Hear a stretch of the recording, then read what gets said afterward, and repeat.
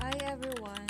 Samahan niyo ako ngayong araw. May mga agenda akong gustong gawin. So lalakad lang ako mag-isa ngayon. Balak kong pumunta ngayon sa Gold Souk.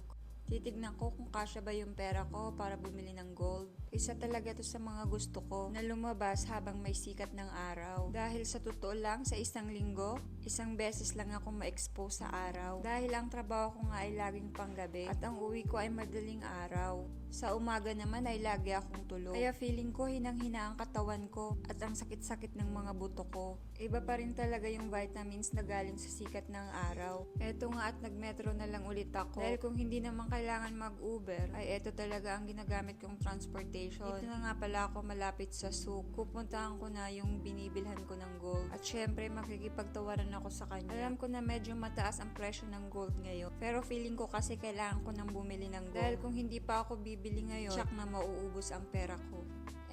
Pero totoo talaga yon. So yan na nga, nakabili ako ng dalawang klase ng gold. Grabe, pag iniisip ko, medyo ang layo na rin pala ng narating ko. Yung dating alam kong inaapi-api ako, ngayon kahit papano nabibili ko na yung mga gusto ko. Siguro dahil na rin sa experience ko sa buhay, nagporsige talaga ako. Para hindi nila sabihin na hanggang doon lang talaga ako. Hindi naman sa pagmamayabang, pero gusto kong patunayan yung sarili ko. Sa mga taong nang api sa akin noon, hindi ko na babanggitin, pero alam na nila kung sino yon.